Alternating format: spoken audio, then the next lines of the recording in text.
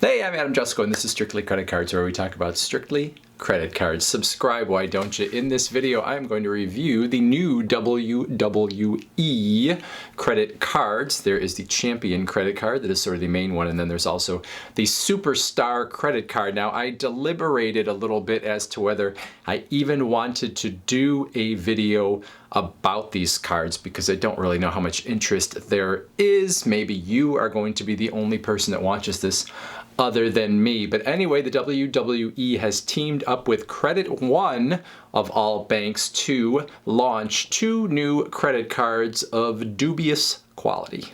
Now, I don't know all the financials behind these sorts of deals, but Credit One is a company that is known for dealing with people with low credit scores for the most part. Here and there, they may go after a few higher credit score people, especially on co-brand credit cards when they team up with someone like the WWE, but their bread and butter is people with lower credit scores. On our Proud Money channel a little while back, I showed how my high credit score by any other methodology was actually considered a low credit score by Credit One because they have their own sort of credit scoring model where up is down and down is up. And if you have a low credit score from FICO or Vantage Score, that is good as far as Credit One seems to be concerned. And if your credit score is high from those other ones, it is low with Credit One. So anyway, they are sort of an interesting partner here because you kind of look at it and you look, to the WWE and you say, well, does this make sense as a partner for you when they are really targeting people with these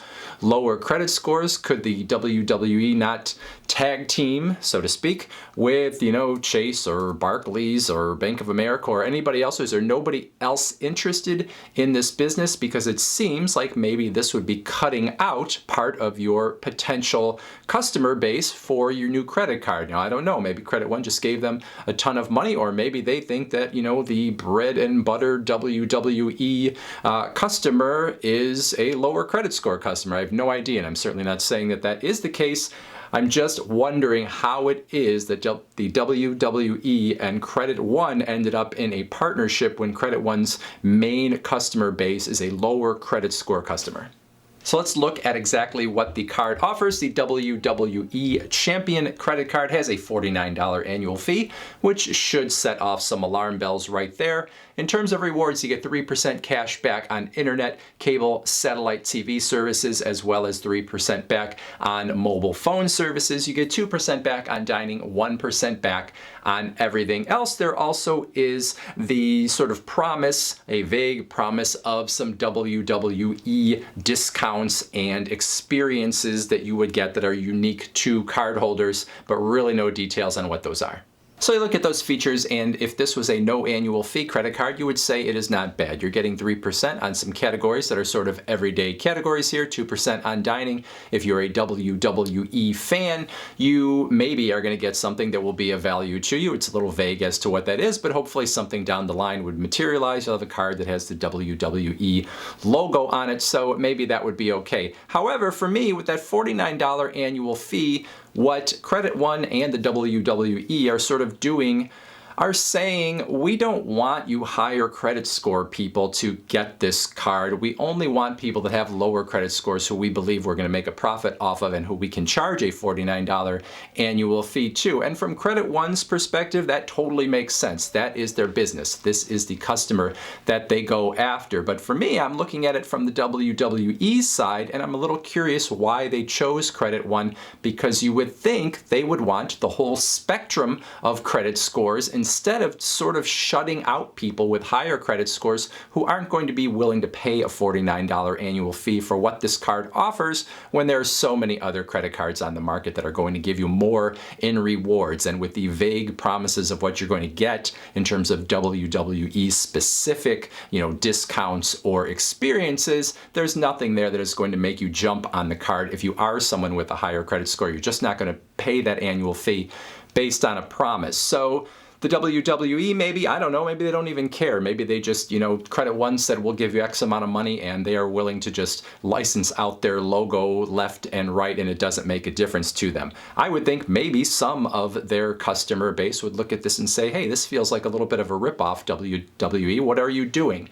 but they may not care. They may be like, like Kiss. Kiss will license out their image on every single thing that you can think of. It's all about making money, and no one really cares because they're kind of a cartoony band, and this is kind of their thing. So if they sell out left and right, then no one really cares about it. And maybe the WWE feels the same way in terms of who their customer base sort of is. The WWE is sort of a cartoonish entertainment, so maybe they don't care if they alienate some of their customer base over a credit card. If Credit One is willing to give them a lot of money to slap their logo on a credit card, they will go for it. So they are sort of like Kiss, and maybe the other credit cards are more like, I don't know, who's a respected artist, John Legend or Alicia Keys or something like that. So the WWE may not care that they are alienating some of their customer base, but if you are a part of their customer base and you have good credit, this isn't really all that good of a card.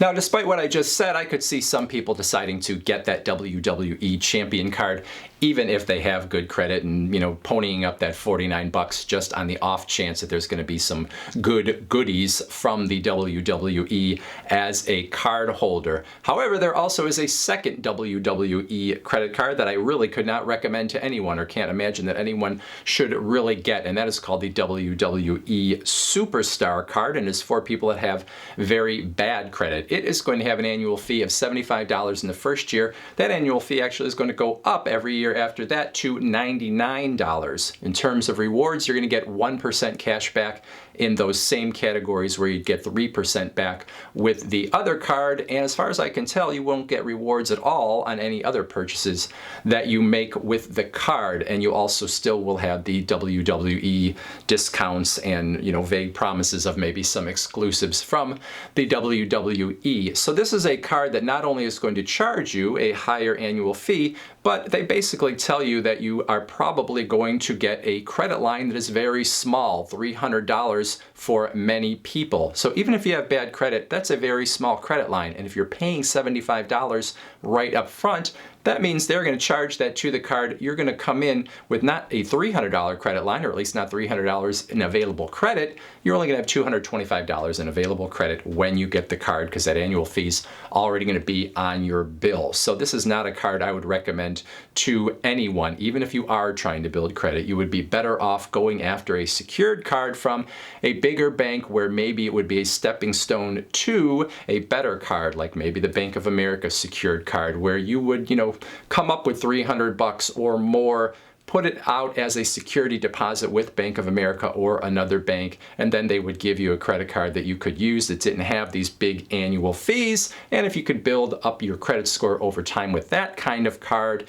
you eventually could perhaps be graduated to a better card from Bank of America or another bank that has a secured card, and get that security deposit back without having to pay all these annual fees that a card like this WWE Superstar Card would charge you.